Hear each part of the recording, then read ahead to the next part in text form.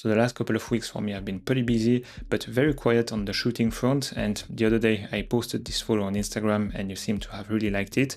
And I guess the colors and the edit played an important role into that. So I thought that today I would walk you through how I edited this photo. And let's keep this intro quite short and jump straight into Lightroom. I just reset this photo, so we really have the original RAW file just like it was out of the camera. And the first step is going through the lens corrections, and I activate this, and I also enable the profile corrections. After that I go straight to the transform tool, and I always check auto and vertical, but here I'm not a big fan of having all these lines perfectly straight and vertical, so I will turn that off and maybe just check for the leveling here in the crop tool. I will try the auto leveling to see how it looks. And here, yeah, I kind of like what it does, so I will keep it like that. And I'm not a big fan of this gap here between this little building and the edge of the frame, so I will close that gap just like this. And I want also enough of a gap here between the edge, the top edge of the frame and this like corner, so I will just move that up just a touch like so, and I'm good with the crop. Next step is going to the basic panel, and the first thing I do is select my color profile. This determines like the base rendering of the colors and contrast in your photo. It's almost like the base DNA, and it's very important to choose it first and stick to it throughout the editing process. So I always go for any of the Adobe color profiles, and I like Adobe Color the most because it gives me a good balance of contrast and colors. And what those Adobe profiles do is giving you a universal baseline to work from, so you can copy and paste the edits to photos that were taken with any camera. I like to have this flexibility, and that's also why I always use the Adobe profiles in my presets so I can apply them to any photo. Once I have selected my profile, I adjust the exposure, and I like to find a reference point in the picture. So somewhere I want the base exposure to look the best, and here it will be around this, around the train. I want to take this as a reference point, so I will bump up the exposure to maybe plus 0.90. Then I adjust my white balance, and here I shot in daylight white balance with my Ricoh GR3, which looks fine like this, but I want just a touch more warmth, so maybe I'll bump that up to 5250. I think it looks good, and I don't want to incorporate too much style with the white balance because I will do that later with the tone curve and the color grading. I think we are getting closer to a stronger starting point, and after that I will adjust my contrast, but I do this only on a temporary basis, so I will bump that up to maybe plus 35. I think I have a good level of contrast, but this is just to give me a general idea about the contrast I want in the photo, because after that I will move on to the highlight, shadows, whites and blacks to really readjust my dynamic range, but I will do my contrast later in the tone curve. But to adjust all these 4 sliders, I need to have an idea of the contrast I will have in the final image. So then, as I said, I use the highlights, shadows, whites and blacks to redefine my base dynamic range in the photo, and I will start by bumping up the blacks to regain a little bit of detail here in the darker areas. I will also bump up the shadows, but not too much, like plus 10. I will reduce the whites a touch to reduce a little bit the harshness in the highlights, and I will get back some detail with the highlight slider and park it somewhere at minus 40, I think. I'm happy with the amount of details we could pull back from this raw file, and then I move on to the present slider, and I want a softer look for this image, so I will move down the clarity to minus 20, I guess. I also want a tiny bit more contrast in the low contrast areas, and for that dehaze is the right tool to do, because let's have a look at an example. If I increase the dehaze by 20, you see I gain more contrast and I get back more detail in this low contrast area, which is the sky. And if I was to bump up the contrast by 20 also, so 55, you see the difference is quite obvious. Dehaze lets you gain more contrast and detail in the low contrast area. So I will not bump to plus 20, but just a little bit to wrap around my image, so plus 5, something like that, will look pretty good. Then I move on to the vibrance and saturation slider, and I want a bit more vibrance and colors in my photo, so I will bump up the vibrance, and I prefer the vibrance slider because it gives you more of a natural result. The vibrance slider will try to find the colors that are less saturated in the photo and boost them up. Saturation on the other end just boosts all colors like equally, and it can be quite strong, so I prefer the vibrance slider. So I'm pretty happy with that, so I will come back to this contrast slider and reset it, and actually actually move into the negative, like -30, to have even more room to play with in the tone curve. So talking about the tone curve, this is the next step. So I will open this tab, and for this photo I think I will use this parametric curve, the one on the left, to dial my contrast, and then I will use the point curve to make some like stylized adjustments. Like I will reduce the white point here, something that you cannot do in this parametric curve, and then I will also use the RGB curves later to do a bit of color grading. But first we'll have a look at this parametric curve, and I'll start by reducing here the shadows quite a bit, something like that, reducing my darks to have more contrast in these like shadow areas, and I will bump up the lights like so. And for my highlights region, so the one here on the top right corner, I do something a bit strange, but you will see that. I will move this region divider towards the right side and then reduce the highlights. And I do that to have more of a matte finish here in the highlights. You can see around these clouds, it makes more of a filmic look, I think. So I will park it somewhere around -25. And I think I will also just mess around with these region dividers. I will move this one a bit more towards the left side. Same for this one, like that. And doing so, I think there's something nice happening here in the midtones. We have a faster and earlier boost in the midtones, which looks very good in this photo. Moving on to the point curve, where I just place some points that will just serve as anchor, so I don't affect all the curve, because the only thing I want here is just reducing and moving down my white point. Again, you see that here in the very bright areas we have a softer and a more like a nice highlight roll-off, I think. So I'm pretty happy with what we've done in the tone curve so far, coming from this to that. And the tone curve gives you more control than just the contrast slider, because with the contrast slider you cannot control where the contrast is applied. It's very symmetrical, and here with the tone curve we can do things like to have more contrast, more brightness here in the highlights and the midtones, while having quite dark shadows, so it's more customizable. So I just make a quick pause in the edit to tell you that I'm working on a Lightroom masterclass kind of thing, and it will be released probably somewhere around July. So I have a link in the description to subscribe to my newsletter, so you will get notified and you will know once it's released, and you will also get a special discount for the launching phase if you're subscribed to the newsletter. So the next step is moving on to the calibration tool, where we'll redefine a bit the color science in the photo. This calibration tool comes before the color mixer, so before the HSL, because you're really telling Lightroom to interpret color differently. And you can tell, for example, that the red primary leans more toward orange or towards magenta. And then the color mixer will take this base information and apply the individual adjustments based on the new baseline and the new color science that you have decided here in the calibration. So we'll start with my blue primary, because there's a lot of blues in this photo with the sky, and just that's always the case with sunny shots.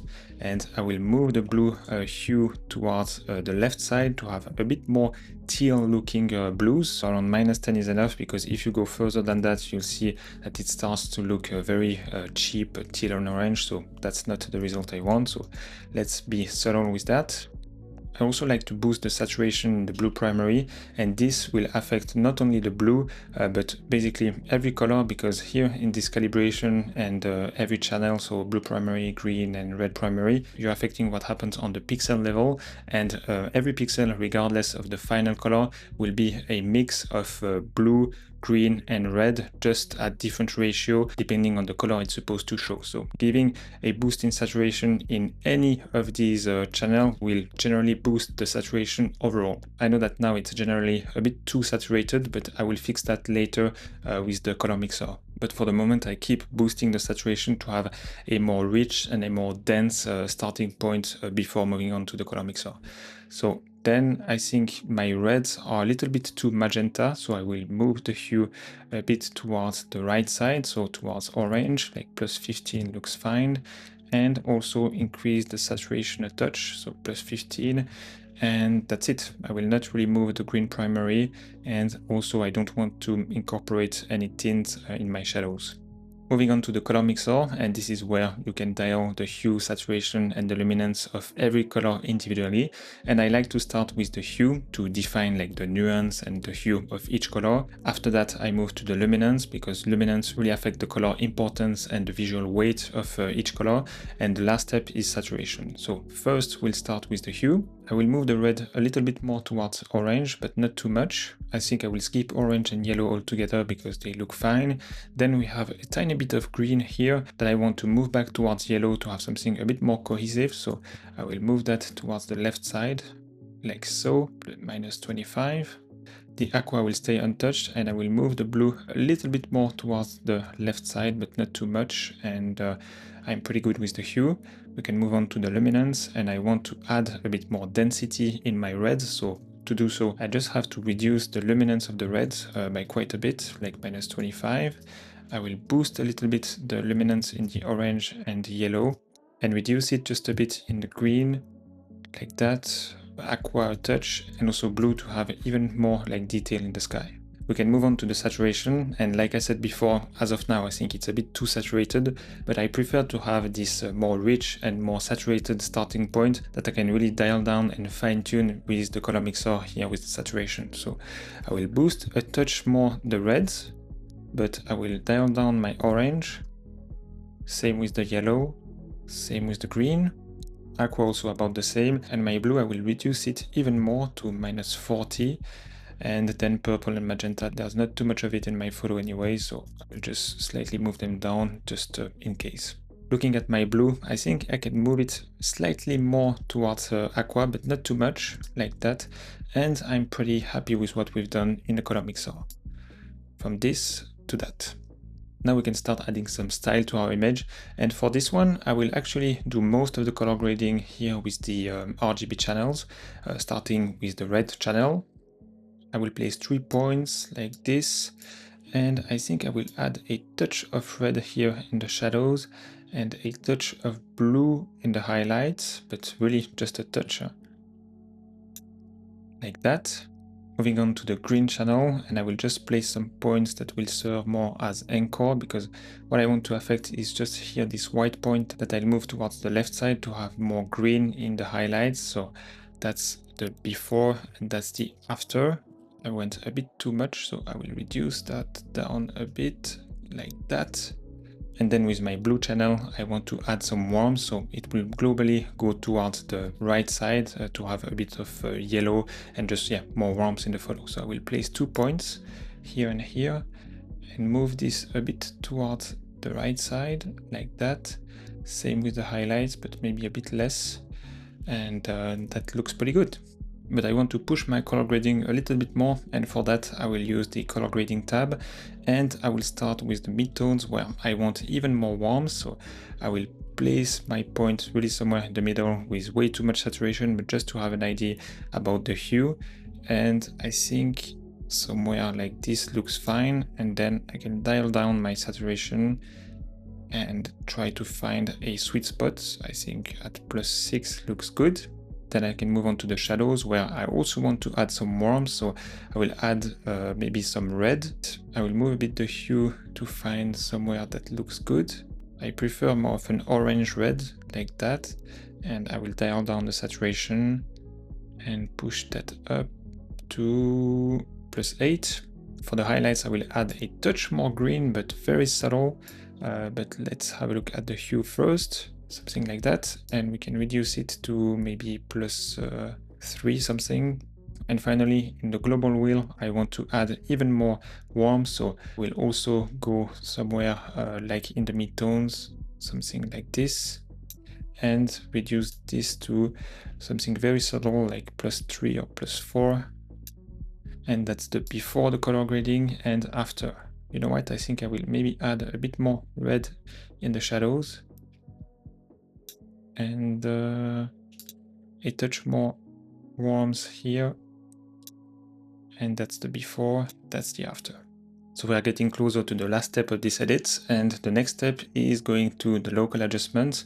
And here I just have a look at the image and think about what I want to achieve with these local adjustments. And here I want a touch more like attention, so a bit more exposure and clarity maybe on this train, and I want to emphasize the lights that comes from the right side, and maybe we could even reduce like a bit the shadows and the exposure here in the shadows like behind the building. So let's start first with the train, and for that I will use this objects feature, and I like this option that lets you draw like a square around what you want to select. I think it usually gives you pretty good results. Just like that. We are missing a little bit here, so I will add even more here, like so. We have a pretty good selection, and from there I will increase the whites. That's the before, that's the after, maybe a bit too much, so I'll dial down this to +20. I prefer using the white slider because it's a bit more subtle. If you were to boost the exposure, also like the shadow areas and the dark areas in the train would be raised up, and I think it would look a bit unnatural. So that's why I tend to prefer using the white, or even going here in the tone curve and placing something like that. But we already achieved something good with only the white slider. Then I will add a radial mask coming from the right side like this, quite big, adjust the angle, and I always like to have it at 100% feather, so we have something very smooth and very subtle. I will bump up the exposure a touch like so, and finally maybe a linear mask coming from the left side, and we'll try to affect only like the shadow area. So for that maybe I can use the curve, so I can place some points here in the midtones and highlights to leave them untouched, and then come here in the shadows to try to move them down. Actually maybe this point too, like that. That's the before, that's the after, and that's the before all the masks, and that's the after the masks. And finally we can use the spot removal tool to clean up a little bit the frame. So here I think I will clean this up like that. Simple. Also I don't really like this white point here, so I will get rid of that. Tack. Also a bit of rubbish and like oil stains that I don't really like. Or maybe also this little white line. Gone. And that's it. So that's the before and that's the after. And I mean, it's quite extreme, so maybe I'll just have a look at a version with only like the exposure adjustments, and that's the before and that's the after. It's quite warm, I would say, so at this point I could even come back to the white balance or try to dial down a little bit my color grading. But here maybe if we move down the white balance a touch, that's the before, that's the after, and I think we have a pretty good result. That's the before, and that's the after all the edits. So I hope you could learn something from following me through this edit, and if so, let me know in the comments. As always, thanks for watching, and I'll see you next time. Bye!